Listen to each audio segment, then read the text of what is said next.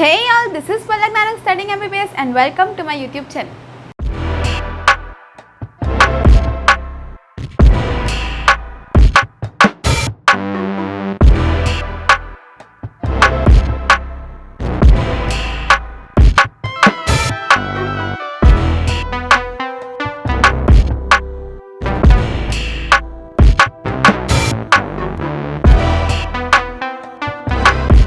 So today we are finally starting with your favorite topic that is gametogenesis और precisely आज हम करने वाले हैं spermatogenesis।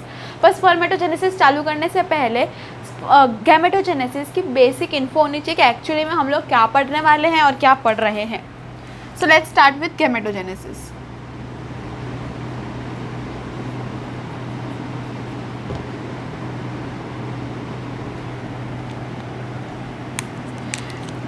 Gametogenesis is the formation of male and female gamete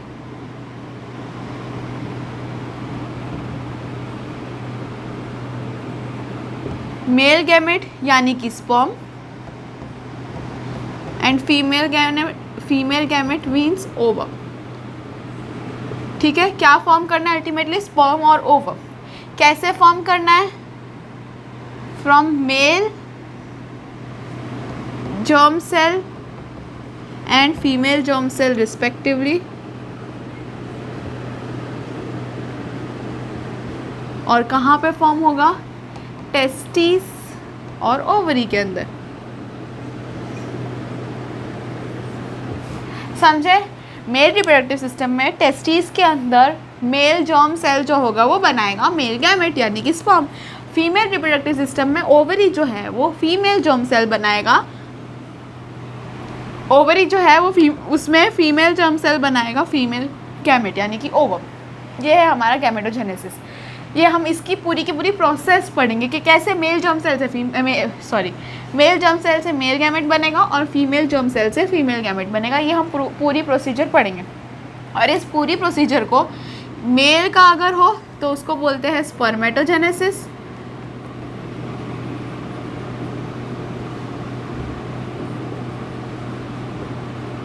और अगर फीमेल का हो तो oogenesis। ठीक है, स्पर्मेटोजेनेसिस और oogenesis। ये गैमेटोजेनेसिस के अंदर किस टाइप का डिवीजन होता है? उसमें सबसे इंपॉर्टेंट रोल प्ले करता है मियोटिक डिवीजन। क्यों ऐसा? क्योंकि देखो मियोटिक डिवीजन में क्या होने वाला है, जो सेल्स है वो उसका जो क्रोमोसोम नंबर है वो हाफ हो जाने वाला है।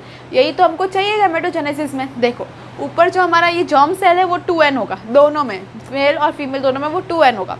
वो 2n से गैमेट बनना चाहिए n, तो गैमेट दोनों n बनेंगे तो दोनों n आगे जाके फ्यूज़ करके जाइगोट बनाएंगे। तो n और n को ऐड करेंगे तो बेसिक मैक्स 2n हो जाएगा, है ना। लेकिन अगर हम लोग इसमें मियोसिस करेंगे नहीं, क्यों? मियोसिस में 2n का n होता है ना। मान लो हमने माइटोसिस किया तो ये 2n का 2n रहेगा, ये भी 2n का 2n रहेगा। तो 2n और 2n फ्यूज़ करके 4n बनाया, क्योंकि सुपरमैन सुपर वुमेन नहीं बनाना है हमको। सब बच्चों 2n ही होते हैं, सब बड़े भी 2n होते हैं, तो 2n का 2n ही रहना चाहिए। वो कैसे रहेगा?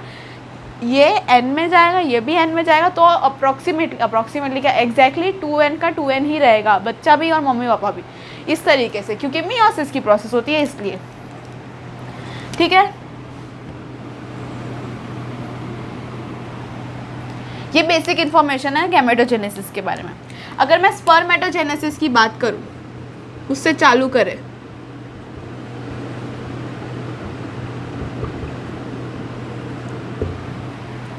ठीक है। यही है कि फॉर्मेशन ऑफ मेल गैमेट यानी कि sperm from male germ cell. ठीक है, ये तो बेसिक है स्पर्मेटोजेनेसिस की डेफिनेशन। उसके अलावा स्पर्मेटोजेनेसिस की पूरी प्रोसेस जर्म सेल से लेके गैमेट तक उसको कितना टाइम लगता है? 64 to 75 days. It can very but most commonly यही पाई जाती है। स्पर्मेटोजेनेसिस की साइकिल मतलब स्पर्म बनने तक का टाइम कितना होता है? 64 से लेके 75 डेज। ये जो प्रोसेस है स्पर्मेटोजेनेसिस की वो कहाँ पे होती है? Seminiferous tubule. ये तो सबको पता है अगर मेल रिप्रोडक्टिव सिस्टम किया है तो। सेमिनिफेरस ट्यूब्यूल के अंदर ही स्पर्म्स का बनना होता है। ये मैंने उस टाइम पे भी बताया था जब मैं रिप्रोडक्टिव सिस्टम बता रही थी, मतलब इनिशियल वाला इंट्रोडक्शन जो मेल का बता रही थी तब। सेमिनिफेरस ट्यूब्यूल में क्या बनता है, स्पर्म बनता है। नरिशमेंट कहाँ से आता है, सर्टोली सेल से, ठीक है। और सर्टोली सेल के और भी बहुत सारे फंक्शन थे, वो सब देखो, उसको देखो, वो antigen binding protein, blood brain barrier, वो सब कुछ बनाता है, ठीक है। वो सर्टोली सेल्स का काम है। सेमिनिफेरस ट्यूब्यूल है जिसके अंदर बनता है स्पर्म। स्पर्म को बनने में लगते हैं कितने दिन, 64 से 45 डेज। टोटल स्पर्म्स कितने बनते हैं, वो तो बहुत ज़्यादा बनते हैं, 200 to 300 मिलियन स्पर्म्स बनते हैं, लेकिन एक स्पर्म को बनने का पूरा जो टाइम है दैट इज 64 to 75 डेज। अब ये स्पर्म जो है कब बनना शुरू होते हैं, यानी spermatogenesis starts from puberty. Normal है, गर्ल्स में भी ऐसा होता है, बॉयज़ में भी ऐसा होता है। नहीं, गर्ल्स में ऐसा नहीं होता, गर्ल्स में oogenesis स्टार्ट पहले से हो जाता है, ठीक है, वो बात की बात है। स्पर्मेटोजेनेसिस प्यूबर्टी से चालू होता है, यानी एक एज आती है प्यूबर्टी की, उसके बाद से स्पर्मेटोजेनेसिस चालू होता है और वो लाइफ टाइम तक वैसा ही रहता है, वैसा नहीं, लाइफ टाइम तक स्पर्मेटोजेनेसिस होता रहता है। But there is only a single difference कि जैसे जैसे एज बढ़ती जाती है स्पर्मेटोजेनेसिस में स्पर्म का जो काउंट बन रहा है उसका कम होता जाता है, काउंट कम होता जाता है। स्पर्मेटोजेनेसिस हो रहा है, स्पर्मेटोजेनेसिस का प्रोसेस हो रहा है, लेकिन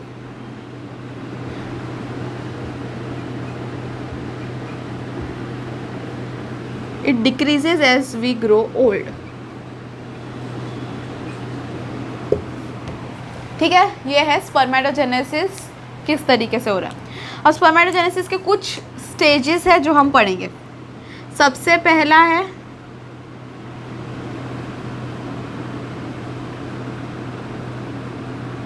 मल्टीप्लिकेटिव और माइटोटिक फेज। अभी आपको कुछ समझ में नहीं आएगा, अभी सिर्फ लिख दो, मैं आपको एक एक करके सब समझाऊंगी, यही सब समझना है, पर अभी सिर्फ लिख दो। जितना अभी आपको समझ में आ रहा है तो ठीक है, नहीं समझ आ रहा तो बहुत ही अच्छी बात है, अभी ये समझाऊंगी, अभी सिर्फ लिखो। पहला मल्टीप्लिकेटिव फेज, दूसरा ग्रोथ फेज।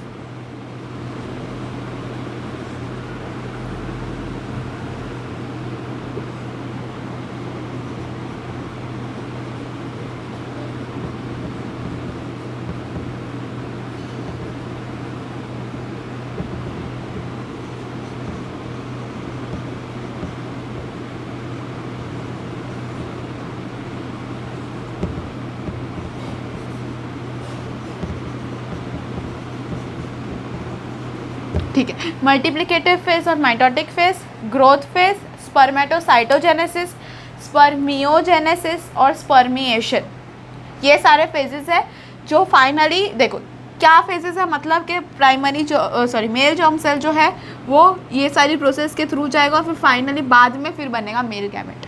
तो ये सारी प्रोसेस हम करने वाले हैं, ये लिख लो, उसको पूरा कंप्लीट कर लो, फिर स्टार्ट करते हैं।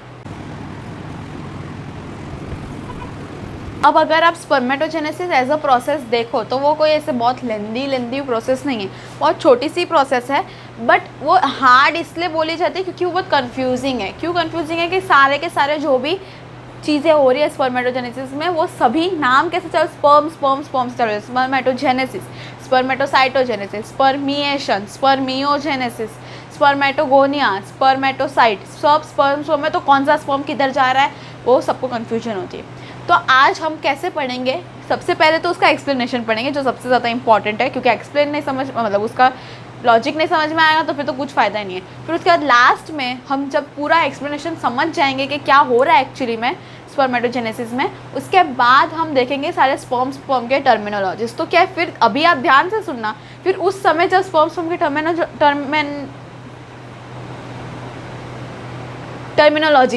टर्मिनोलॉजीज पढ़ेंगे तब आपको जवाब देना है, तब आप जवाब देना, क्योंकि अभी आप ध्यान से सीखोगे तो उस समय अगर आपको जवाब आएगा, नहीं भी आएगा तो सुन लेना, तो तब फिर एकदम क्लियर हो जाना चाहिए, इसके बाद वापस कन्फ्यूजन नहीं होना चाहिए, ठीक है। तो हम चालू करते हैं अभी फाइनली स्पर्मेटोजेनेसिस के साथ। मैं चाहती तो पहले लिखवा सकती थी, थियोरी पढ़ा सकती थी, पर मैं ऐसा सोच रही हूँ पहले हम डायग्राम से करें, तो डायग्राम के बाद थियोरी पे जाएंगे ना, या डायग्राम के साथ साथ थियोरी पे जाएंगे ना तो वो ज़्यादा इजी रहेगा, उससे ज़्यादा समझ में आएगा, ठीक है। तो पहले डायग्राम बनाओ, लिखो टॉपिक स्पर्मेटोजेनेसिस, और फिर उसके बाद डायग्राम चालू करो।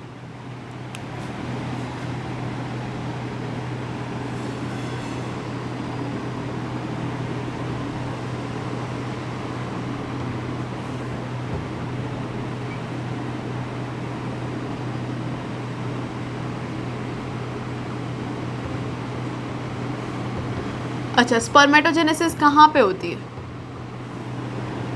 अभी मैंने बताया सेमिनिफेरस ट्यूब्यूल में।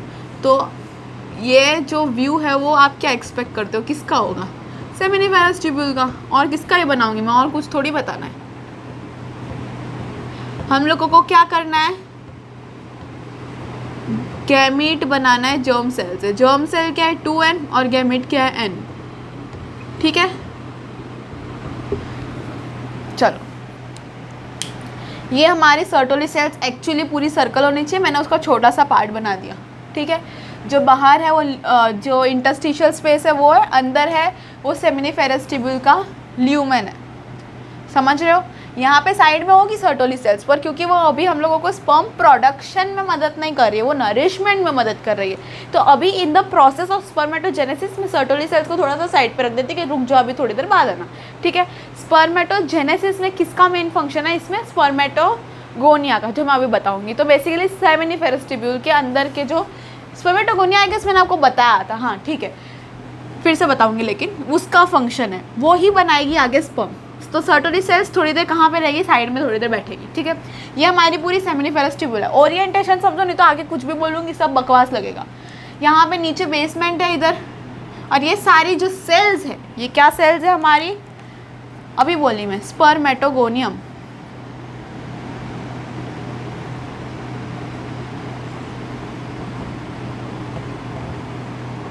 जो कि कैसी है? 2n, यानी कि 44 + XY। कोई भी प्रॉब्लम इसमें? यही तो होता है हमारे न्यूक्लियस का, जो भी न्यूक्लियर जो भी बोलते हैं इसको। तो क्या है ये? हमारी 2n स्पर्मेटोगोनियम है। स्पर्मेटोगोनियम 2 टाइप के होते हैं। कितने टाइप के होते हैं? 2 टाइप के। टाइप A और टाइप B। ये क्या किया मैंने? देखो, एक्चुअली जो 2n सेल्स होते हैं स्पर्मेटोगोनियम, वो आगे फॉर्म करते हैं एक type A spermatogonium, type B spermatogonium. ठीक है, जो टाइप A स्पर्मेटोगोनियम है वो हमारे इसका राजा है, वो ही आगे स्पर्म बनाएगा। जो टाइप B स्पर्मेटोगोनियम है वो छुपा हुआ राजा है, मतलब जो हमारी मूवी देख रहे हैं उसमें शाहरुख खान ये है जो हीरो का काम करेगा। और जो टाइप B है वो जो प्रोडक्शन का काम है, जो एडिटिंग का काम है, जो डायरेक्टिंग का काम है, जो राइटिंग का काम है, वो सब कौन करेगा? बी एक्चुअली में मेन हीरो है, पर लेकिन स्क्रीन पे कौन आ रहा है? ए। इसका मतलब क्या कि जो स्पर्मेटोगोनियम है, जो सेमिनिफेरस ट्यूब्यूल में लगा हुआ है, वो 2 टाइप के सेल्स बनाएगा। Type A cells, type A spermatogonium और टाइप बी स्पर्मेटोगोनियम। जो ए है वो तो आगे स्पर्मेटोजेनेसिस कंटिन्यू करेगा, पर जो बी है वो वापस जाके ऊपर अटैच हो जाएगा और आगे और फॉर्मेशन करेगा टाइप ए और टाइप बी की। समझे? और यही एक कारण है जिसकी वजह से spermatogenesis through out the life चलती है। अब एक देखो, एक सेल अगर 2 में बट रहा है तो उसमें से एक वापस जा रहा है, मतलब उतना सेल नंबर तो मेंटेन ही रह रहा है। एक अगर 2 में बट रहा है, एक वापस, एक 2 में बट रहा है, वो वाला वापस। तो एक तो जो बटना चाह रहा है 2 में, वो वापस अपनी जगह पे आ जाना। मतलब समझ रहे हो मैं कहना क्या चाह रही हूँ? स्पर्मेटोगोनियम ए और बी में बटा, ए तो जाएगा स्पर्मेटोजेनेसिस करने के लिए, स्पर्म बनाने के लिए, पर लेकिन जो एक एक्चुअली में लॉस हुआ सेल का, वो वापस किसने भर दिया? टाइप बी ने। अब टाइप बी आगे जाके वापस ए और बी में डिवाइड होगा। समझ रहे हो? तो इसीलिए स्पर्मेटोजेनेसिस लाइफ टाइम कंटिन्यू रहती है।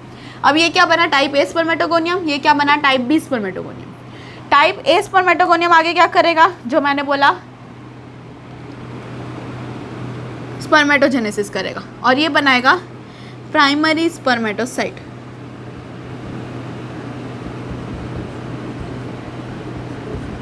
क्या बनाएगा? Primary spermatocyte. इसका मतलब प्राइमरी है, अगर नहीं समझ में आता तो लिख लो। प्राइमरी स्पर्मेटोसाइट क्या होगी? प्राइमरी स्पर्मेटोसाइट भी 2n होगी। क्या यहाँ पे मैंने मियोसिस किया इसका मतलब? नहीं, मैंने क्या किया? इसकी सिर्फ ग्रोथ की, कुछ नहीं कि इसकी जो टाइप ए से प्राइमरी स्पर्मेटोसाइट है वो ग्रोथ है, ना मियोसिस है ना माइटोसिस, कुछ नहीं। तो ये 2n का 2n रहेगा और साथ में क्या 44 + XY रहेगा। इसमें कोई भी दिक्कत? वापस स्पर्मेटोगोनियम टाइप ए और टाइप बी बना रहा है, बी तो वापस ऊपर चला जा रहा है और नए सेल्स का प्रोडक्शन करने के लिए। टाइप ए आगे स्पर्मेटोजेनेसिस करना चाहता है, तो वो टाइप ए क्या करेगा, अपनी सेल को ग्रो करेगा, अपना न्यूट्रिशन बढ़ाएगा, तो उसको क्या बोलेंगे, ग्रोथ फेज, जो मैंने अभी लिखा है, पर ठीक है वो बाद में बताती हूँ, कंफ्यूज मत हो, पहले ये प्रोसेस करो। जो टाइप ए स्पर्मेटोगोनियम है वो अपने आप को ग्रो करेगा, अपने आप को न्यूट्रिशन देगा और किस में कन्वर्ट होगा, प्राइमरी स्पर्मेटोसाइट में। ये क्या था, स्पर्मेटोगोनियम। स्पर्मेटोगोनियम आप कैसे याद रखोगे कि गो है इसके नाम में, तो क्या करेगा, एक बार आएगा वापस गो, वापस पीछे चला जाएगा, तो इसको आप गोनियम से ऐसे याद रखोगे। स्पर्मेटोसाइट, साइट का एक्चुअल मीनिंग इज सेल, तो ये एक पहली सेल जो बनी हमारे स्पर्मेटोजेनेसिस के प्रोसेस में वो प्राइमरी स्पर्मेटोसाइट। अब इसके बाद जो उसके बाद वाली सेल बनेगी वो क्या नाम होगा, गैस करो, प्राइमरी के बाद सेकेंडरी स्पर्मेटोसाइट है ना। तो उसके बाद हम बनाते हैं प्राइमरी स्पर्मेटोसाइट के बाद सेकेंडरी स्पर्मेटोसाइट।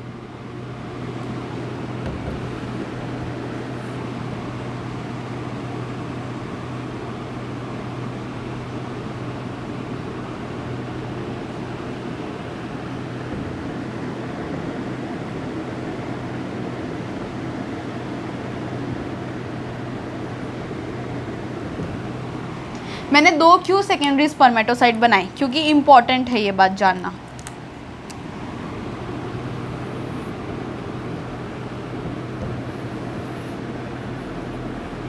हमने क्या किया, प्राइमरी स्पर्मेटोसाइट ली और 2 सेकेंडरी स्पर्मेटोसाइट बनाई, क्यों, क्योंकि हमारा पहला मियोसिस हो गया, मियोसिस 1 यानी कि रिडक्शनल डिवीजन। पहला मियोसिस किधर हुआ, प्राइमरी स्पर्मेटोसाइट से सेकेंडरी स्पर्मेटोसाइट के कन्वर्जन के टाइम पे। अब आपको ये भी याद रखना है कि कितने प्राइमरी स्पर्मेटोसाइट से, मतलब एक प्राइमरी स्पर्मेटोसाइट से कितने सेकेंडरी स्पर्मेटोसाइट बन रहे हैं, क्योंकि इस टाइप के क्वेश्चंस भी आते हैं, तो ये भी आपको याद रखना पड़ेगा।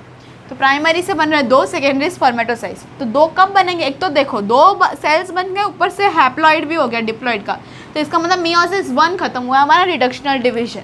इसके बाद मियोसिस 1 के बाद ऑब्वियसली क्या आना चाहिए, मेल रिप्रोडक्टिव सिस्टम में इतना कुछ कॉम्प्लिकेटेड नहीं है, मियोसिस 1 होगा तो तुरंत क्या हो जाएगा, मियोसिस 2,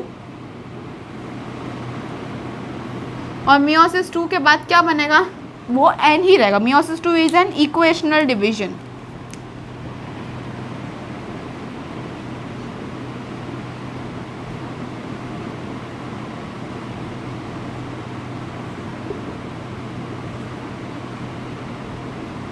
और वो बनाएगा स्पर्मेटिड।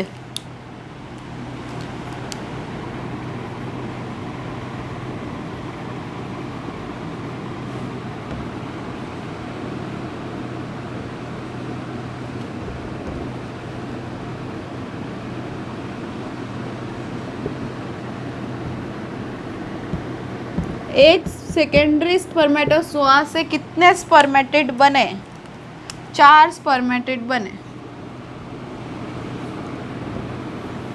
एक प्राइमरी स्पर्मेटोसाइट से 4 स्पर्मेटिड बने, एक सेकेंडरी स्पर्मेटोसाइट से 2 स्पर्मेटिड बने, ये याद रखो। स्पर्मेटिड के बाद भी एक और चीज होगी, और स्पर्मेटिड से बनेगा स्पर्मेटोजोआ। बस यहाँ पे खत्म। अब मैं समझाती हूँ।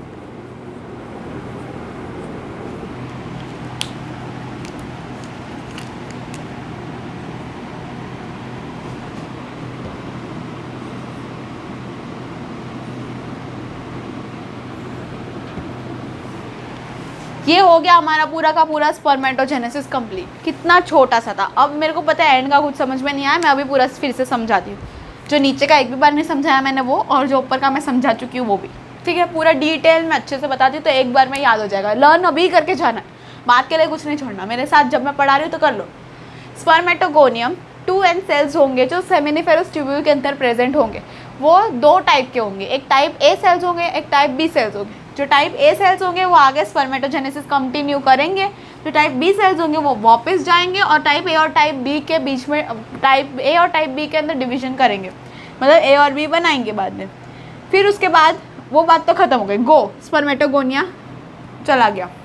उसके बाद टाइप ए से पहली सेल बनेगी फाइनली, और वो पहली क्योंकि सेल है तो पहली यानी प्राइमरी और सेल यानी साइट, और कौन सी साइट, स्पर्मेटोसाइट, तो प्राइमरी स्पर्मेटोसाइट बनी, जो कि क्या होगी, ऑब्वियसली 2n होगी, क्योंकि हमारी जर्म सेल्स जो कि वो क्या है 2n है, तो ये भी 2n होगी, और इसकी क्या प्लॉइडी होगी 44 + XY।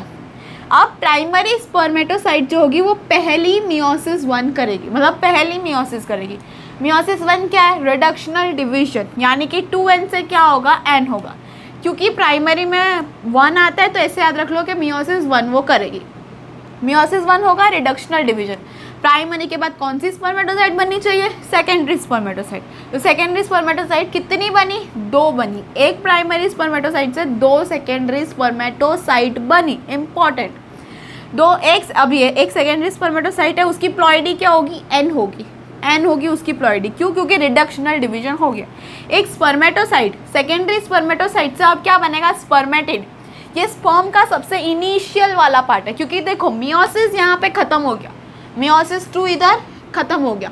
अब जो बना वो एक्चुअली स्पर्म का सबसे छोटा वाला पार्ट क्या हुआ, स्पर्मेटिड। अब मैं आपको बताऊँ, हम लोगों में है ना टिड्डा बोलते हैं, टिड्डा यानी छोटा सा, तो इसमें टिड आता है, स्पर्मेटिड यानी छोटा, ऐसे आप याद रख सकते हो। स्पर्मेटिड, टिड यानी टिड्डू, ऐसे छोटू, तो इसलिए स्पर्मेटिड यानी छोटा स्पर्म, जो सबसे इनिशियल स्टेज पे। किससे बन रहा है, सेकेंडरी स्पर्मेटोसाइट से। एक सेकेंडरी स्पर्मेटोसाइट से कितने स्पर्मेटिड बन रहे हैं, 2। एक प्राइमरी स्पर्मेटोसाइट से कितने स्पर्मेटिड बन रहे हैं, 4। याद रखना, इसमें समझ में आ रही है। और इसकी प्लॉइडी ऑब्वियसली n होगी, क्योंकि मियोसिस 2 इज इक्वेशनल डिवीजन। अब हमको n/2 नहीं करना है ना, n ही रहने देना है। स्पर्मेटिड के बाद वो आगे फर्दर थोड़ा और मैच्योर होगा, थोड़ा और स्पर्म की तरफ जाएगा, और अब फाइनली स्पर्म बन जाएगा। और वो स्पर्म का दूसरा नाम क्या है, स्पर्मेटोजोआ, जो मैंने इधर लिखा है, स्पर्मेटोजोआ या स्पर्म। अब ये आपको कैसे याद रहेगा कि स्पर्मेटोजोआ ही है जो स्पर्म है, देखो। और किसी भी स्पर्म की चीज़ नहीं जिसमें Z आ रहा है, यानी कि Z, तो वो क्यों, क्योंकि जायगोट के साथ कौन फ्यूज़ करेगा, स्पर्म, तो जायगोट के साथ वही फ्यूज़ करेगा जिसके नाम में Z आएगा। किसके नाम में आ रहा है, स्पर्मेटोजोआ के नाम में। ऐसे आप याद रखो, ऐसा कुछ वो रियल, मतलब इसका रियल मीनिंग ये नहीं है, मैं आपको सिर्फ याद रख रही हूँ। जायगोट के साथ वही फ्यूज़ करेगा, सॉरी फ्यूज़ नहीं, जायगोट वही बनाएगा जिसके नाम में Z आएगा। किसके नाम में आ रहा है, स्पर्मेटोजोआ के नाम पे, यानी वही हमारा स्पर्म है। तो spermatozoa and sperm both are one and the same thing, ये याद रखना, दोनों अलग अलग नहीं है, ठीक है। ये हो गया हमारा स्पर्मेटोजोआ, इसकी प्लॉइडी क्या है, n है। अब एक प्राइमरी स्पर्मेटोसाइट से कितने स्पर्मेटोजोआ बने, 4। एक सेकेंडरी स्पर्मेटोसाइट से कितने स्पर्मेटोजोआ बने, 2। समझ रहे हो मेरी बात, क्या बोला मैंने, एक प्राइमरी स्पर्मेटोसाइट से 4 स्पर्मेटोजोआ बने, एक सेकेंडरी स्पर्मेटोसाइट से 2 स्पर्मेटोजोआ बने, है ना, ठीक है। ये हुआ हमारा स्पर्मेटोजेनेसिस पूरा कंप्लीट। नहीं, इसके बाद 2 स्टेप और आते हैं, वो बाद में, पहले इसको पहले डिवाइड कर देते हैं। सबसे पहला मैंने आपको पेज पलटा के देखो जो स्टेप बताया था वो था मल्टीप्लिकेशन। ये जो फेज है ये मल्टीप्लिकेशन फेज है, या माइटोटिक फेज समझो। क्यों, क्योंकि यहाँ पे माइटोसिस वाला डिवीजन हो रहा है, मियोसिस हो रहा है नहीं, माइटोसिस हो रहा है, तो इसलिए इसको माइटोटिक फेज बोलते हैं। उसके बाद सेकेंड फेज मैंने क्या लिखवाया था, ग्रोथ फेज। ग्रोथ फेज में जितना भी मियोसिस का डिवीजन, ग्रोथ फेज में क्या हो रहा है, ग्रोथ हो रही है। किसकी ग्रोथ हो रही है, टाइप ए से लेकर के primary sperm, sorry my allopogy, I know it's called apology but I will say my allopogy, okay. Type A से प्राइमरी स्पर्मेटोसाइट बन रहा है, तो वो है ग्रोथ फेज। क्या हो रही है इसकी ग्रोथ। माइटोटिक फेज या मल्टीप्लिकेशनल फेज में स्पर्मेटोगोनियम टाइप ए और टाइप बी में बन रहा है, यही तो हो रही है हमारी मल्टीप्लिकेशन। फिर इसके बाद क्या हो रहा है, ग्रोथ। टाइप ए से प्राइमरी स्पर्मेटोसाइट में क्या हो रही है, ग्रोथ, तो ये ग्रोथ फेज। उसके बाद प्राइमरी स्पर्मेटोसाइट से लेकर के स्पर्मेटिड तक नेक्स्ट चीज़ क्या हो रही है, मियोसिस कंप्लीट हो रही है। तो इस पूरे फेज को बोलेंगे स्पर्मेटोसाइटोजेनेसिस। एक और स्पर्म स्पर्मेटो यानी स्पर्म, साइटो सेल, जेनेसिस बनना, स्पर्म की सेल का बनना। ये हमारी स्पर्म की सेल है, ये स्पर्म की सेल है, स्पर्म की सेल है। स्पर्म की सेल का बनना किस में हो रहा है? मियोसिस वाली स्टेज में हो रहा है। तो वो वाला जो फेज है वो क्या बोलते हैं उसको? स्पर्मेटोसाइटोजेनेसिस। समझे इतना?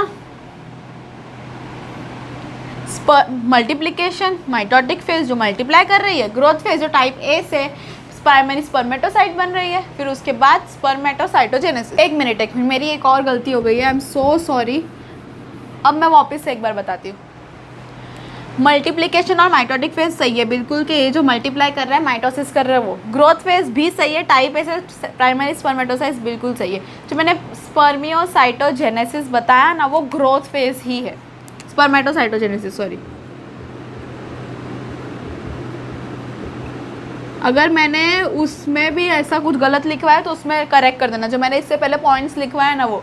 तो ग्रोथ फेज और स्पर्मेटोसाइटोजेनेसिस सेम है। क्यों? क्योंकि देखो स्पर्मेटोसाइटोजेनेसिस हम इसको समझ सही रहे थे, गलत जगह लगा रहे थे। स्पर्मेटो यानी स्पर्म, साइटो यानी सेल, जेनेसिस यानी फॉर्मेशन, स्पर्मेटोसाइट का फॉर्मेशन। तो प्राइमरी स्पर्मेटोसाइट का यहाँ पे फॉर्मेशन हो रहा है, तो स्पर्मेटोसाइटोजेनेसिस इज ग्रोथ फेज। ठीक है, उसके बाद आती है ये पूरी की पूरी जो मियोसिस वाली फेज है वो, जिसको क्या लिखूंगी मैं? मियोसिस 1 और 2।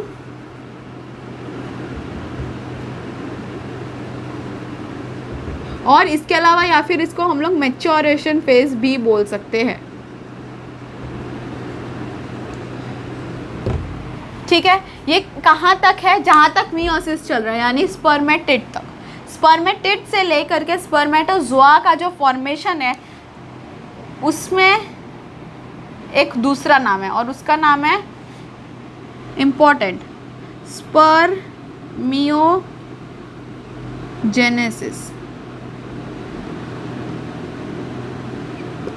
स्पर्मियोजेनेसिस में स्पर्मेटिड से स्पर्मेटोजोआ का फॉर्मेशन होता है, जो कि इसका मैं डिटेल बताऊंगी कि कैसे स्पर्मेटिड से स्पर्मेटोजोआ बनता है, न्यूक्लियस का क्या होता है, गोल्गी बॉडी का क्या होता है, माइटोकॉन्ड्रिया का क्या होता है, पर वो बाद में। इसके साथ मैं मिक्स कर दूंगी तो सब गड़बड़ हो जाएगी, इसलिए अभी उसको थोड़ा होल्ड पे रखते हैं। अभी सिर्फ यही समझते हैं कि स्पर्मेटिड से स्पर्मेटोजोआ का जो फॉर्मेशन है उसको हम लोग क्या टर्मिनोलॉजी देते हैं? स्पर्मियोजेनेसिस, स्पर्म की जेनेसिस, ऐसे याद रखो, स्पर्मियोजेनेसिस।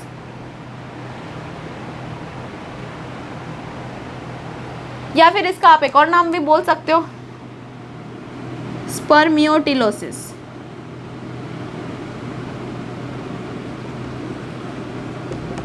ठीक है, ये इंपॉर्टेंट है, प्रीवियस ईयर में आया हुआ है।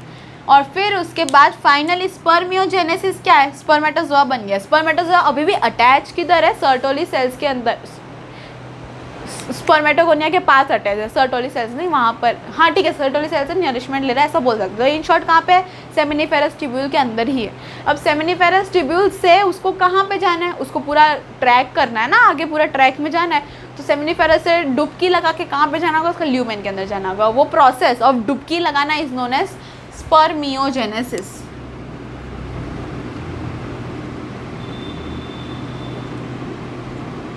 ठीक है, स्पर्मियोजेनेसिस और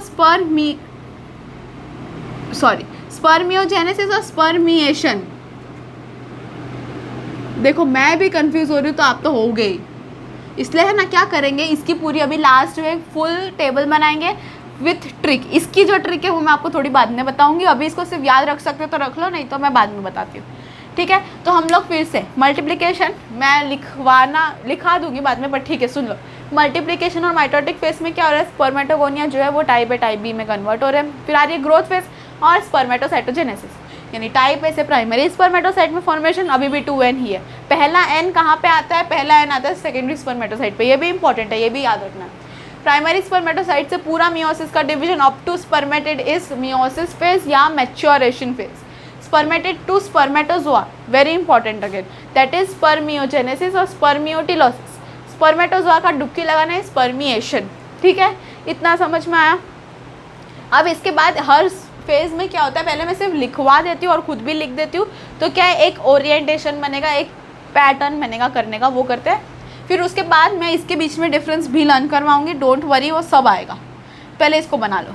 एक और चीज़ इसमें ऐड कर दो कि ये देखो n है तो ये क्या हो जाएगा 23 + x, या फिर 23 प्लस वाई, कुछ भी हो सकता है, या x हो सकता है या y होता है। जहाँ पे भी एन एन आएगा वो 23 प्लस एक्स और 23 प्लस वाई होगा।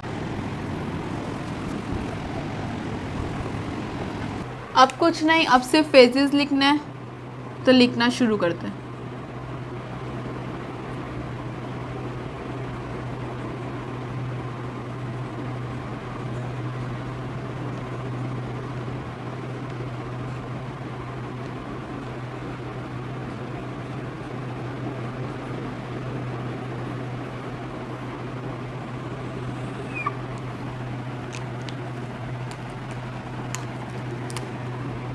मल्टीप्लिकेशन और माइटोटिक फेज, उसमें क्या होगा, उसमें टाइप ए और टाइप बी स्पर्मेटोगोनियम बनेंगे। तो जो बेसमेंट पे मैंने यहाँ पे अटैच करके रखे थे उसको बोलते हैं प्रीमोडियल जर्म सेल, क्योंकि वो ही है जो जर्म सेल बना रहे, तो primordial germ sales.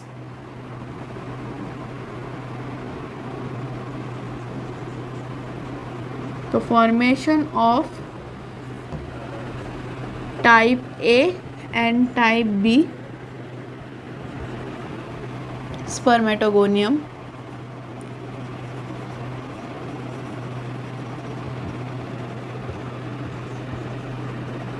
from primordial germ cells.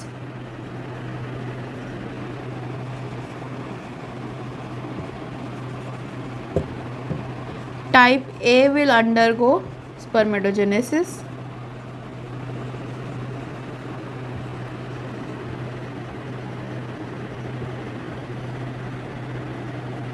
And type B will act as undifferentiated cells. Undifferentiated यानी यही प्राइमोडियल जर्म सेल्स। ये है हमारा मल्टीप्लिकेटिव फेज। उसके बाद आता है growth phase.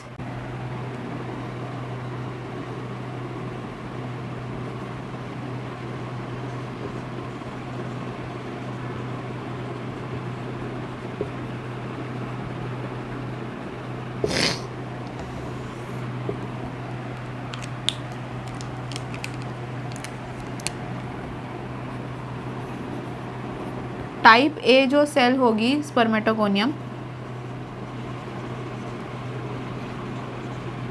it will grow in size and get nourishment to form primary spermatocyte.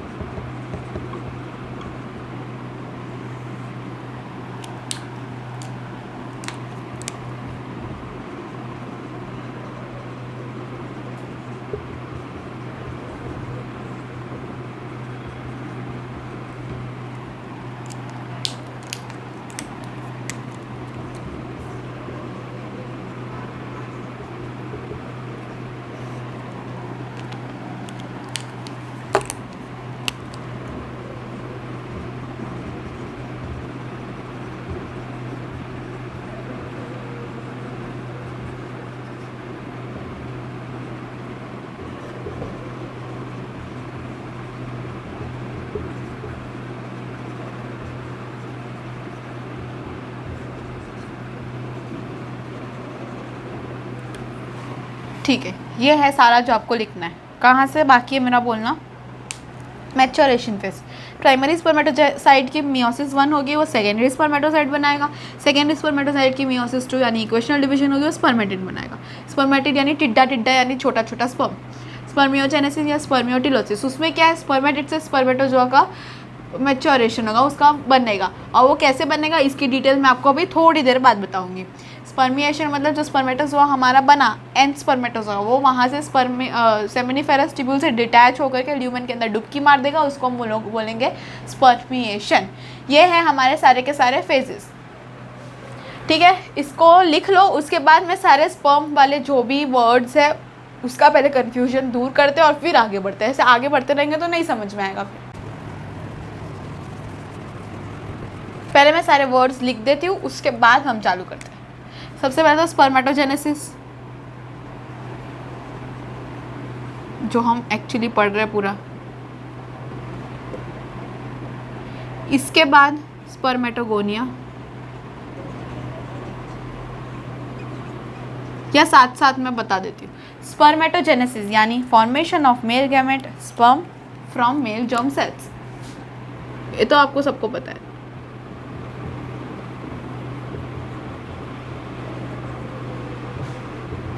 Spermatogonia, अब मैंने गो से बताया था, तो ये क्या है, प्राइमोडियल जर्म सेल्स जो मैंने बताया, जो फाइनली क्या टाइप है, टाइप बी जो मैंने बताया था, तो ये वो वाला है।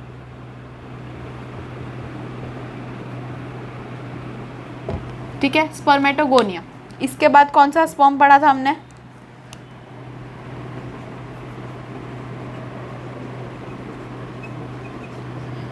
स्पर्मेटोसाइटोजेनेसिस, यानी कि ये किसका दूसरा नाम था, याद करो। नहीं याद आ रहा तो पीछे बुक मोड़ के देखो, लेकिन बताओ आंसर। तो ये है ग्रोथ फेज।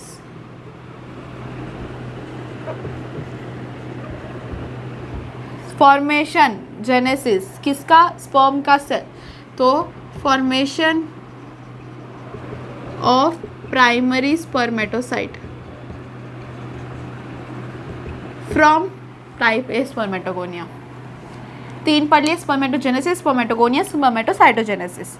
नेक्स्ट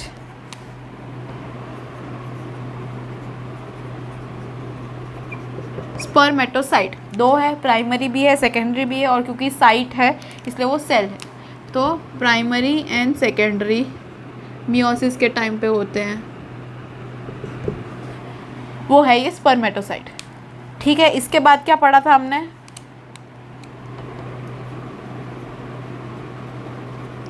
स्पर्मेटिड, सबसे छोटा, टिड्डा टिड्डा sperm. So what can we say, forms from secondary spermatocyte.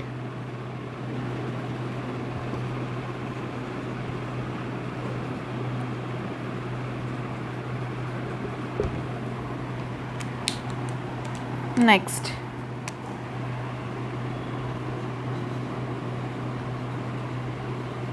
spermiogenesis.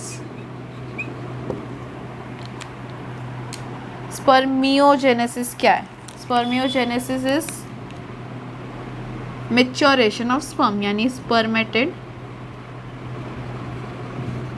to spermatozoa। लिख दो maturation of sperm, not maturation phase, maturation of sperm। Spermiogenesis also known as spermiotilosis।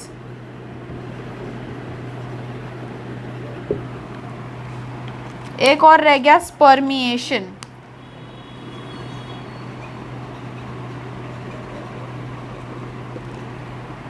ये क्या है, डुबकी लगाना।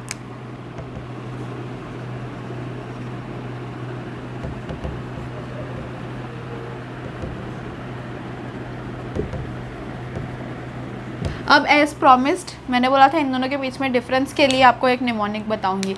निमोनिक नहीं है, पर मैं आपको याद ऐसे करा देती हूँ, स्पर्मिएशन और स्पर्मियोजेनेसिस। अब आप दोनों को प्रोनाउंस करो तो इसमें मी आ रहा है, इसमें मी आ रहा है, बड़ा मी आ रहा है, स्पर्मियोजेनेसिस, स्पर्मिएशन, तो इसमें मी आ रहा है।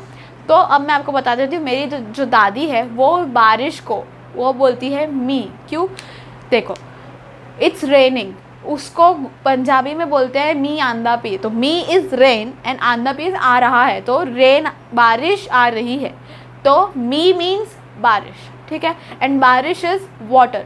वाटर कहाँ पे होता है? कोई भी नदी में, कोई भी पॉन्ड में, कोई भी स्विमिंग पूल में। उसमें हम इंसान क्या करते हैं? डुबकी लगाते हैं। तो स्पर्म किस में डुबकी लगाएगा? स्पर्मिएशन के टाइम पे। गेटिंग रिलेट हो रहा है? I know this is the very डम निमोनिक आई कैन से, पर ऐसे याद रहेगा। स्पर्मिएशन, मी मीन्स बारिश। बारिश क्या है? पानी है। पानी में डुबकी लगाता है इंसान। और स्पर्म किस में डुबकी लगाता है? ल्यूमेन में। किस प्रोसेस के टाइम पे? स्पर्मिएशन के टाइम पे। और स्पर्मियोजेनेसिस, स्पर्मियोजेनेसिस में स्पर्मेटिड का फॉर्मेशन होगा। स्पर्मेटिड फॉर्म करेगा स्पर्मेटोजोआ।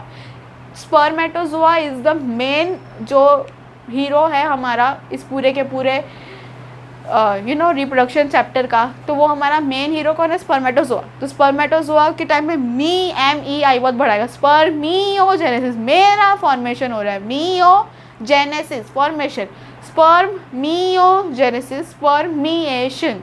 डिफरेंस याद रखना बहुत इंपॉर्टेंट है, इसके प्रीवियस ईयर में बहुत बार क्वेश्चंस आ चुके हैं, ठीक है। Once I will revise, spermatogenesis normal male gamete का फॉर्मेशन, दैट इज स्पर्मेटोजेनेसिस। उसके बाद स्पर्मेटोगोनिया, जिस नाम में गो आ रहा है वो एक बार काम करके ही लीव गो, तो टाइप ए और टाइप बी स्पर्मेटोगोनिया। उसके बाद स्पर्मेटोजेनेसिस, साइटोजेनेसिस सॉरी, तो साइट का जेनेसिस, सेल का फॉर्मेशन, तो क्या है? प्राइमरी स्पर्मेटोसाइट का फॉर्मेशन। स्पर्मेटोसाइट इज प्राइमरी या सेकेंडरी स्पर्मेटोसाइट। साइट लास्ट में आ रहा है, इसमें जेनेसिस और ऐसा कुछ नहीं आ रहा है, तो वो एक सेल है। Cyte mean cell. फिर उसके बाद स्पर्मेटिड, सबसे छोटू वाला स्पर्म, स्पर्म बनने से पहला वाला फेज, तो स्पर्मेटिड। फिर उसके बाद स्पर्मियोजेनेसिस, स्पर्मेटोजोआ का फॉर्मेशन, और स्पर्मिएशन यानी डुबकी लगाना, ठीक है। ये है सारे वो वर्ड्स, वो टर्मिनोलॉजी जिससे बहुत कन्फ्यूजन होती थी, अब हमें नहीं होगी, है ना।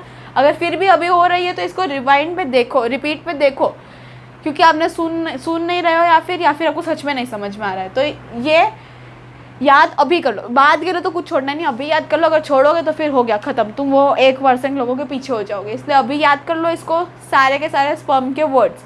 ये पूरा स्पर्मेटोजेनेसिस का प्रोसेस ख़त्म हुआ।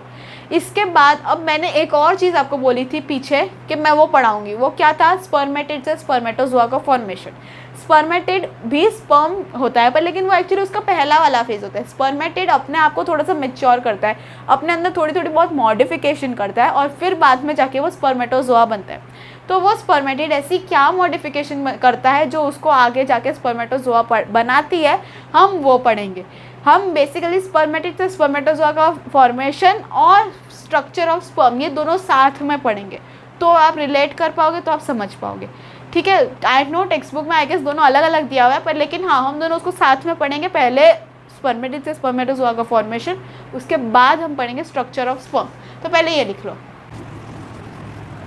ओके। तो मेल स्पर्म चालू करने से पहले I want you to do a couple of questions, तो उसके लिए पहले क्वेश्चंस करते हैं। And let's just not even talk about me, जो पूरी ऐसे अलग ही स्क्रीन के साथ आई है, ठीक है। तो पहली बात तो मैंने क्या बताया, हाँ, एक स्पर्मेटोगोनियम क्या देता है? एक primary spermatocyte.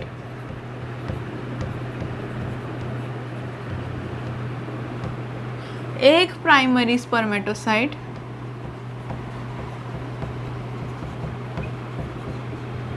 will give 2 secondary spermatocyte।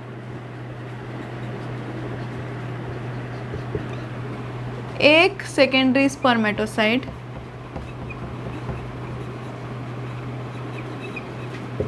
will give 2 spermatid, और एक spermatid will develop into 1 spermatozoa। इतना तो हमको पता है। अभी इसी चीज़ को ध्यान में रखते हुए मैं आपको 2 क्वेश्चन देती हूँ। सबसे पहला क्वेश्चन,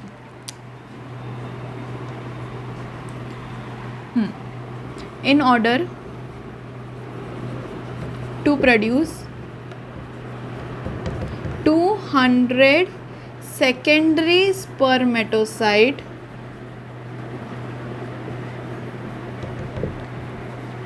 हाउ मैनी स्पर्मेटोगोनियम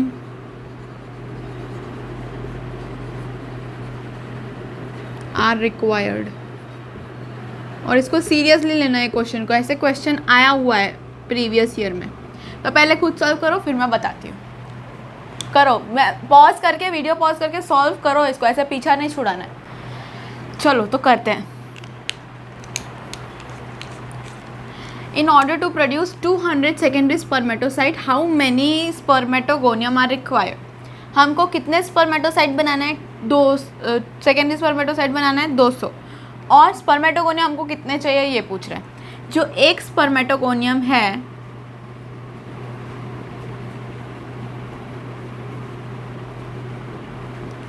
वो कितने सेकेंडरी स्पर्मेटोसाइट बनाता है? एक स्पर्मेटोगोनियम बनाता है 2 सेकेंडरी स्पर्मेटोसाइट। इतना समझे? एक स्पर्मेटोगोनियम 2 प्राइमरी बनाएगा, एक प्राइमरी स्पर्मेटोसाइट बनाएगा और एक प्राइमरी 2 सेकेंडरी बनाएगा। तो अल्टीमेटली एक स्पर्मेटोगोनियम से कितना स्पर्मेटोसाइट बन रहा है सेकेंडरी? 2। हमको कितना पूछा है? 200 सेकेंडरी स्पर्मेटोसाइट बनाने। तो हमको कितना स्पर्मेटोगोनियम चाहिए होगा? हमको चाहिए होगा 100। कैसे? Basic math, 200 into 1/2। समझे? सिंपल था, कुछ भी मुश्किल नहीं था। और ऐसे ही क्वेश्चंस आएंगे। इसमें कैसे कर देंगे? 200 मिलियन कर देंगे। तो आंसर कैसे हो जाएगा? इधर 200 मिलियन हो जाएगा, ये इधर मिलियन हो जाएगा और 100 मिलियन, ऐसा आंसर आएगा। समझे? इस तरीके के क्वेश्चंस आएंगे। मैं आपको करवाऊंगी, अभी प्रीवियस ईयर क्वेश्चन कराऊंगी, उसमें से एक ऐसा मिलेगा ही। तो मैंने क्या पूछा? 200 सेकेंडरी स्पर्मेटोसाइट, मिलियन अभी हटा देते, बात की बात है। 200 सेकेंडरी स्पर्मेटोसाइट है तो कितने स्पर्मेटोगोनियम चाहिए होंगे? क्योंकि एक स्पर्मेटोगोनियम से 2 स्पर्मेटोसाइट बनते हैं सेकेंडरी, तो कितने स्पर्मेटोगोनियम चाहिए होंगे 200 बनाने के लिए? 100। समझे? ये एक क्वेश्चन है। इसके अलावा एक और क्वेश्चन वहाँ पे लिखूँ क्या? आएगा नहीं, लेकिन रुक जाओ, इसको रहने देती हूँ ताकि आपको समझे।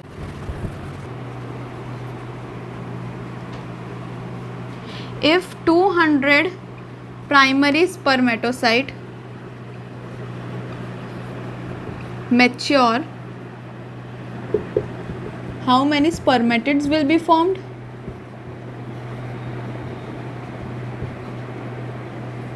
क्या तो हैंडराइटिंग है।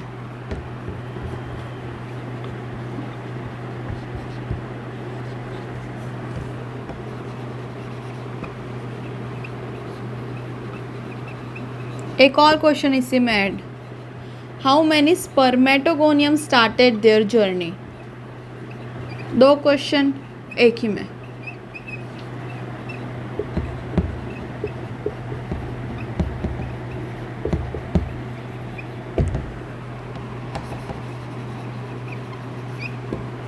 चलो इसको सॉल्व करो।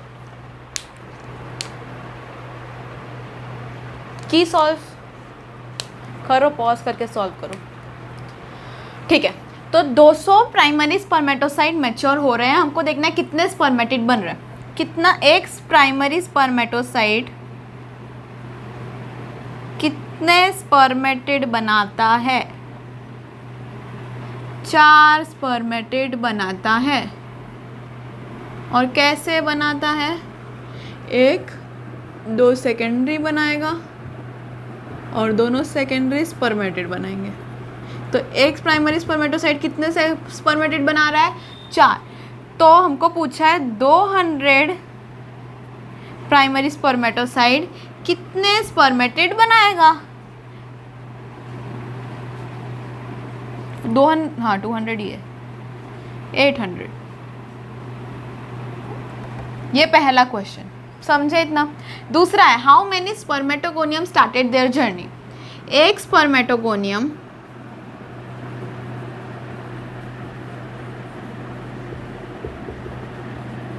बना रहा है एक प्राइमरी स्पर्मेटोसाइट, है ना, सिर्फ ग्रोथ ही कर रहा है, ग्रोथ फेज।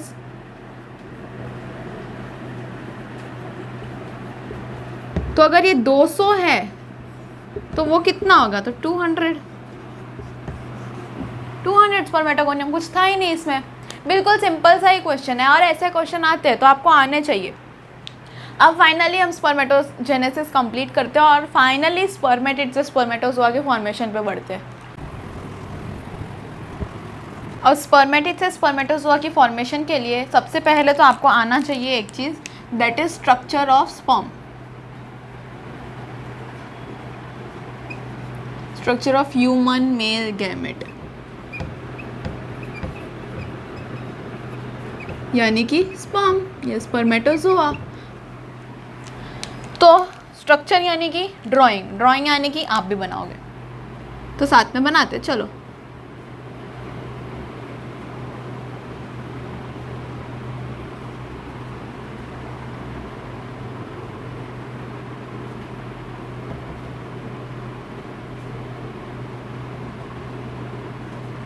रुक जाओ,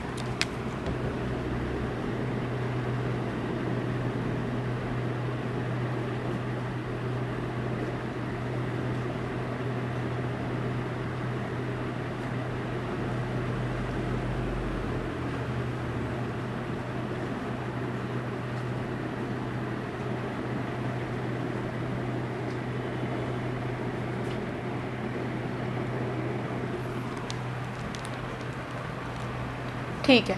तो ये है हमारा स्ट्रक्चर ऑफ स्पर्म।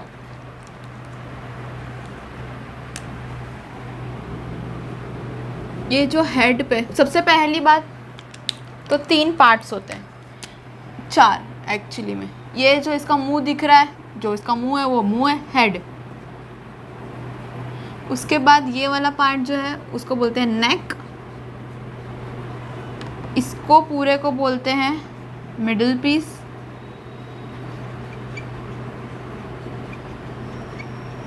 और इसको पूरे को बोलते हैं टेल। जैसा काम जैसा दिख रहा है वैसा नाम। ऊपर वाला जो पार्ट है वो हेड, ये वाला जो कंस्ट्रिक्टेड पार्ट है वो नेक। हमारा भी ऐसे बड़ा सा हेड और जो कंस्ट्रिक्टेड पार्ट होता है वो नेक। उसके बाद मिडिल पीस और उसके बाद फाइनली है ये टेल। ये स्पर्म के पार्ट्स होते हैं। अब जो हेड एरिया पे है उसमें क्या क्या चीज़ें होती है, सबसे पहले तो सबसे ऊपर जो होता है वो होता है एक्रोसोम। उसके बाद ये जो बीच में जो ये चीज़ है, ये है न्यूक्लियस। साइटोप्लाज्म, न्यूक्लियस सब कुछ किस में आता है? हेड में आता है। फिर उसके बाद ये स्पाइरली अरेंज्ड जो दिख रहा है ये है माइटोकॉन्ड्रिया।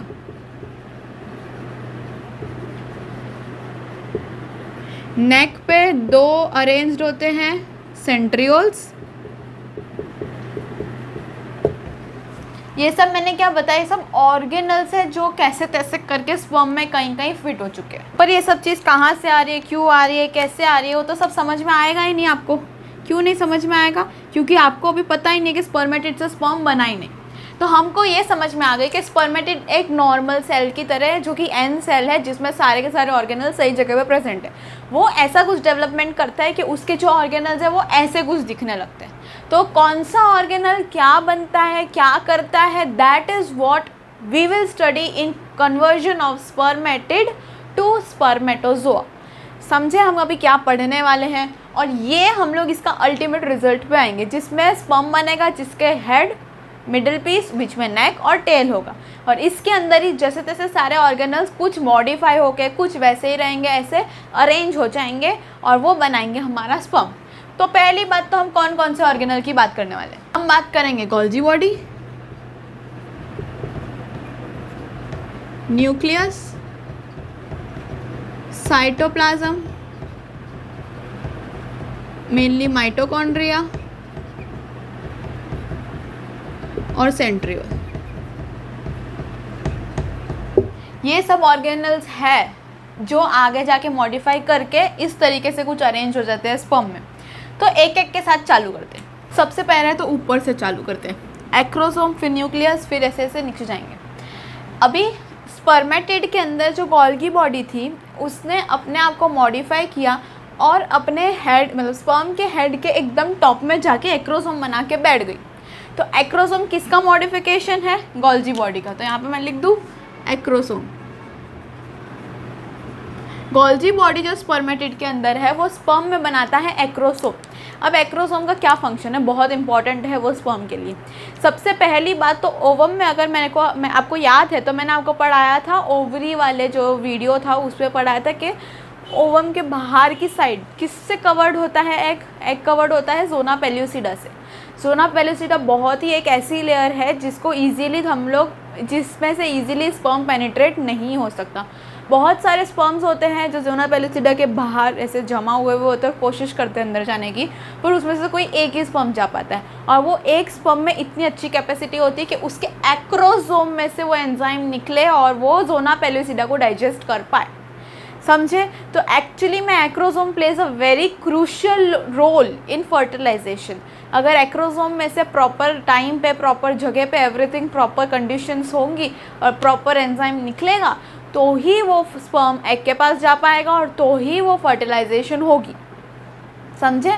इतना आपको याद रखना है कि एक्रोसोम पहली बात तो किसका मॉडिफिकेशन है? गोल्जी बॉडी का, या गोल्जी एपरेटस बोल रहे हैं तो सिंपल है।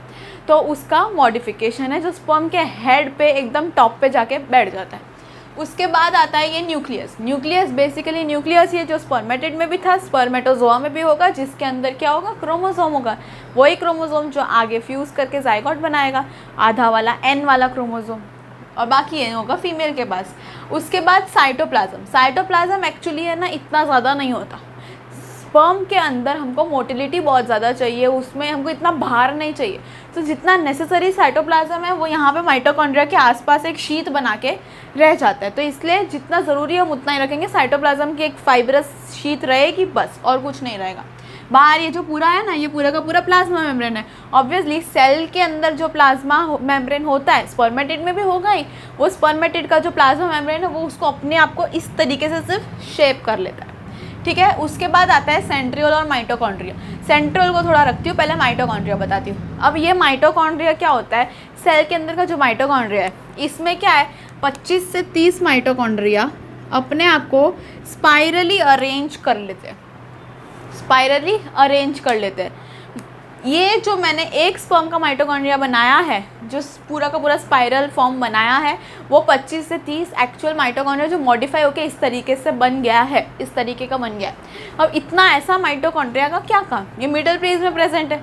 माइटोकॉन्ड्रिया का main function obviously power house of the cell, ये तो सबको पता है। वो क्यों? क्योंकि माइटोकॉन्ड्रिया एनर्जी देगा इस स्पर्म को मोटिलिटी प्रोवाइड करने के लिए। स्पर्म मोटाइल क्यों है?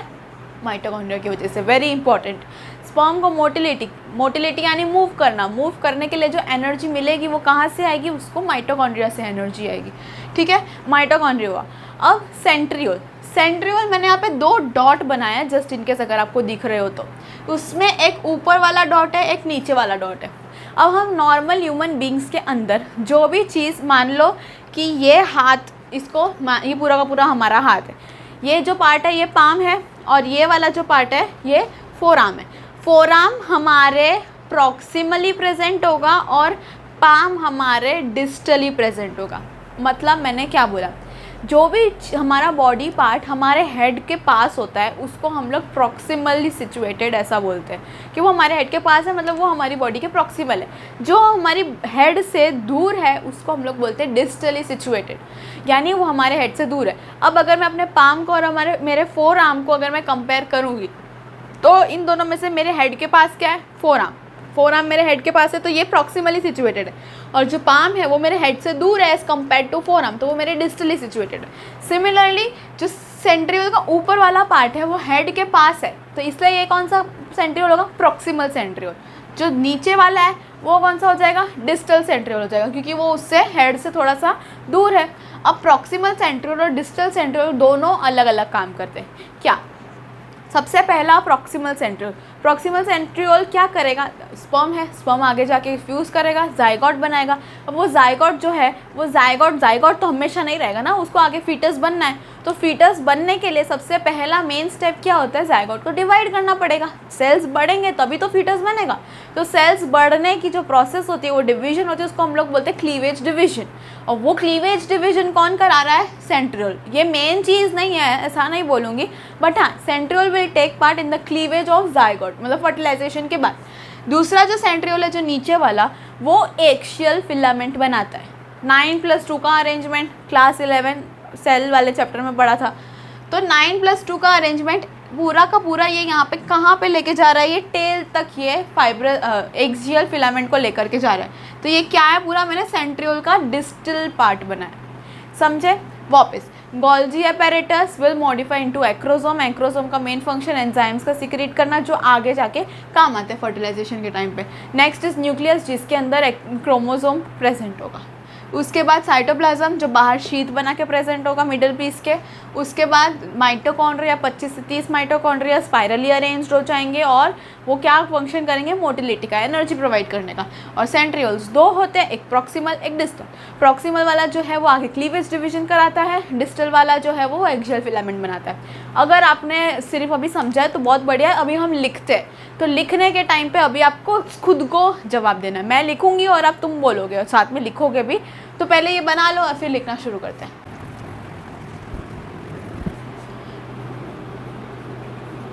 Golgi body modifies to form acrosome which secretes enzymes during fertilization। ये बात वापस आएगी सामने जब हम फर्टिलाइजेशन का टॉपिक पढ़ेंगे।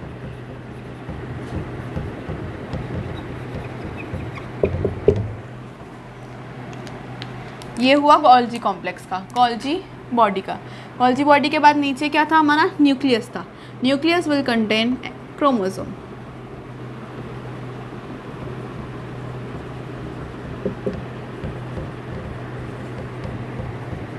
यानी कि DNA.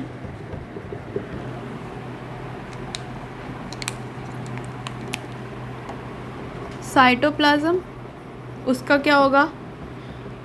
Arranged as fibrous sheath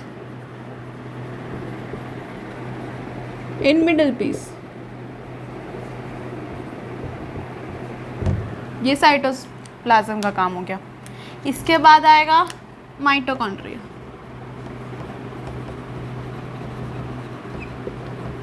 (25 to 30) are arranged spirally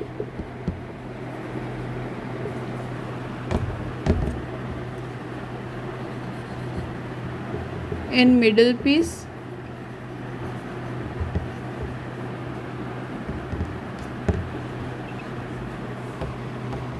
which provides energy for motility of sperm.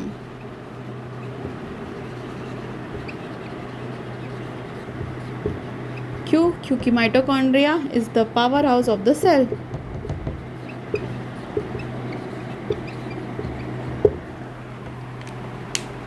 ठीक है, इसके बाद एक लास्ट बचा सेंट्रियोल। तो proximal centriole,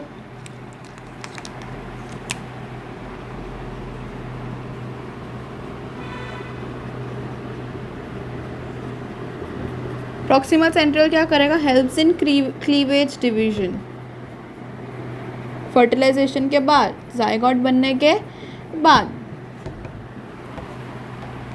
and last but not the least, distal centriole.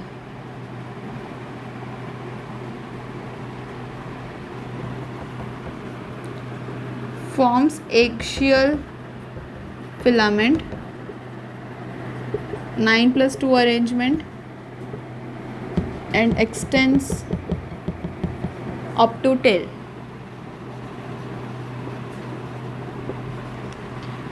Okay, लिख लो। अब जैसा कि मैंने आपको पहले बताया था जब मैं मेल रिप्रोडक्टिव सिस्टम पढ़ा रही थी कि हम हार्मोनल कंट्रोल पढ़ेंगे वापस, मतलब पहले हम पढ़ चुके हैं, हम वापस एक बार रिवीजन हो रहा है। ठीक है, तो क्या होता है आप लोग बोलो? Hypothalamus,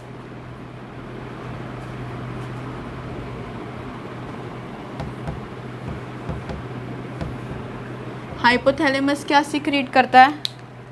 gonadotropin releasing hormone GnRH। हमारे यहाँ पे गोनाडोट्रोपिन्स कौन कौन से होते हैं हमारे यहाँ पे, मतलब हमारी बॉडी में FSH और LH है ना। वो FSH और LH रिलीज़ करने के लिए उनके रिलीजिंग हार्मोन को पहले रिलीज़ करना है। तो हाइपोथैलेमस से गोनाडोट्रोपिन रिलीजिंग हार्मोन सीक्रेट होंगे और कहाँ पे एक्ट करेंगे? Anterior pituitary. ठीक है, और एंटीरियर पिट्यूटरी फाइनली क्या रिलीज़ करेगी? गोनाडोट्रोपिन्स। वही तो सीक्रेट करने के लिए हम लोग ने उनके रिलीजिंग हार्मोन को सीक्रेट कराया था। कौन कौन से हैं? एक है FSH और एक है LH। FSH will act on Sertoli cells,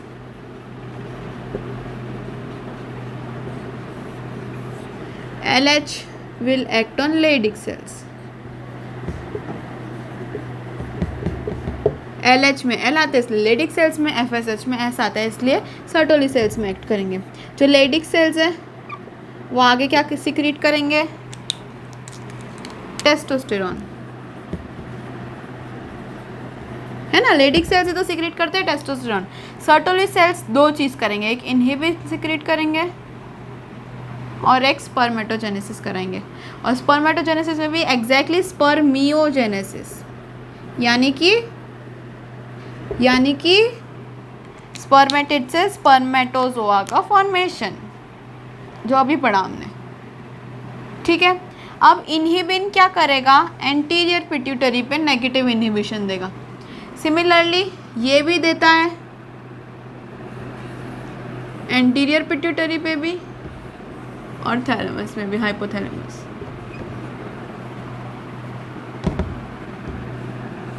negative inhibition देगा कि भाई मैं बहुत ज़्यादा सीक्रेट हो चुका हूँ, अब तुम बस काम करना शुरू कर दो, इतना ज़्यादा हमको चाहिए ही नहीं लाइफ में। तो ये है हार्मोनल कंट्रोल ऑफ टेस्टिस। ये कुछ क्वेश्चंस हैं जो पहले आप सॉल्व करो पॉज करके सारे के सारे, फिर उसके बाद आप रिज्यूम करो और फिर मेरे आंसर सुनो। ठीक है, हो गया तो चालू करते हैं। सबसे पहला question, statement number 1, the release of sperm into seminiferous tubule is known as spermiation. क्या बता रहा है कि स्पर्म का सेमिनिफेरस ट्यूब्यूल के अंदर जो रिलीज हो जाता है वो स्पर्मिएशन होता है, विच इज़ ट्रू। दूसरा, स्पर्मियोजेनेसिस के बारे में, तो इधर पहले लिखो फर्स्ट वन इज ट्रू, ठीक है।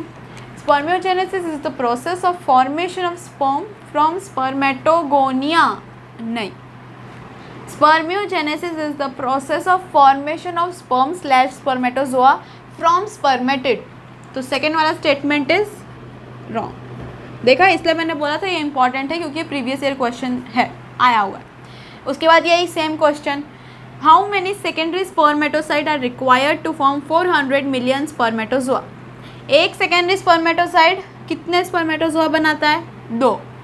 तो 400 के लिए कितना चाहिए? एक secondary spermatocyte will form 2 spermatozoa,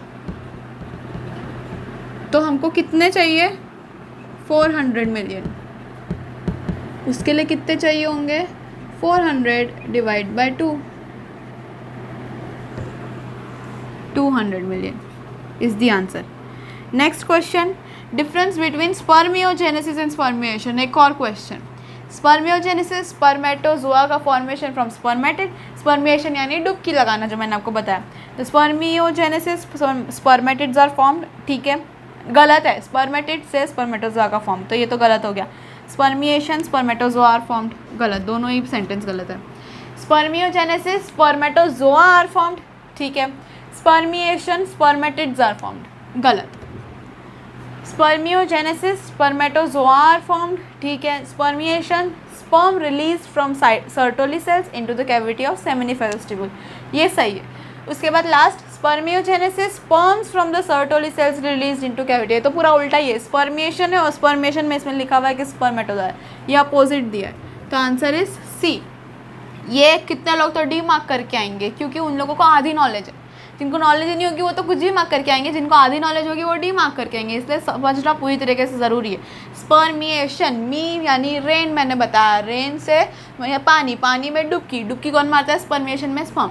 next, middle piece of sperm contains protein, कहाँ पे होता है? कहीं पे भी नहीं। माइटोकॉन्ड्रिया कहाँ पे होता है? मिडिल पीस में, ये आंसर होगा। सेंट्रियोल कहाँ पे होता है? नेक में होता है। न्यूक्लियस कहाँ पे होता है? हेड में होता है। So answer is mitochondria.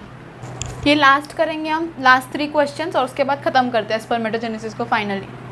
Okay, so the correct sequence of sperm formation, sperm formation की सबसे करेक्ट सीक्वेंस क्या होती है? सीक्वेंस क्या होती है? स्पर्मेटोगोनियम, उसके बाद primary spermatocyte, secondary spermatocyte, spermatid, spermatozoa, तो वही हमको इसमें ढूंढनी है।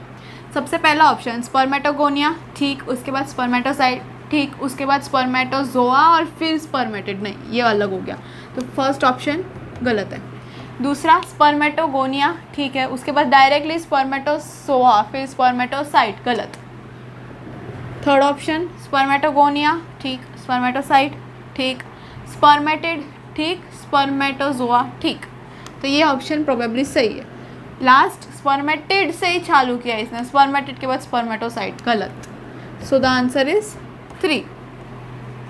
Next question, primary spermatocyte differs from spermatogonium in, primary spermatocyte और स्पर्मेटोगोनियम में क्या फ़र्क होता है? स्पर्मेटोगोनियम ऐसा क्या करता है जो प्राइमरी स्पर्मेटोसाइट बनता है? वो मैच्योर होता है, वो सेल और साइज़ और वॉल्यूम में बढ़ जाता है, इसलिए उसका क्रोमोसोम नंबर तो नहीं बढ़ेगा, वो तो हमको करना ही नहीं है। डीएनए कंटेंट बढ़ा, क्रोमोसोम नंबर बना बढ़ा तो सिमिलर होगा, तो वो भी नहीं होगा। साइज़ ऑफ क्रोमोसोम बढ़ा के तुम क्या ही कर रहे हो, क्या ही तुम दिखाना चाह रहे हो? तो इसलिए answer is size and volume. अगर तुमको ये नहीं भी पता था तो तुम ऐसे है ना एलिमिनेट करके ये आंसर कर सकते हो। Last, in humans at the end of first meiotic division the male germ cells differentiate into, यानी कि फर्स्ट मियोटिक डिवीजन के बाद जो बनता है वो क्या बनता है? फर्स्ट मियोटिक डिवीजन कब होता है? प्राइमरी स्पर्मेटोसाइट से सेकेंडरी स्पर्मेटोसाइट, तो फर्स्ट मियोटिक डिवीजन के बाद क्या बना? Secondary spermatocyte is the answer. So ये हमारे क्वेश्चंस खत्म होते हैं previous year. I know lengthy था, पर देखा आपने कितना इजीली हो गए सारे क्वेश्चंस। तो ऐसे अगर आप अच्छे से समझोगे तो क्वेश्चंस करना बहुत इजी है।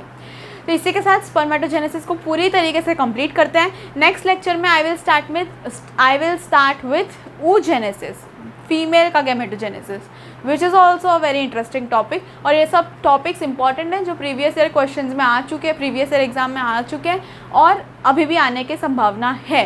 तो इसीलिए उसको भी अच्छे से पढ़ना, इसको भी अच्छे से पढ़ना। अब मेल पूरा का पूरा कंप्लीट हो चुका है, फीमेल का भी थोड़ा सा पार्ट कंप्लीट हो चुका है। तो क्वेश्चंस तो सॉल्व करना शुरू करो। कब करोगे? तुम करो, अभी तक जितना पढ़ा है सबका ख़त्म करके ही नेक्स्ट लेक्चर देखने बैठो, तो मज़ा आएगा पढ़ने में।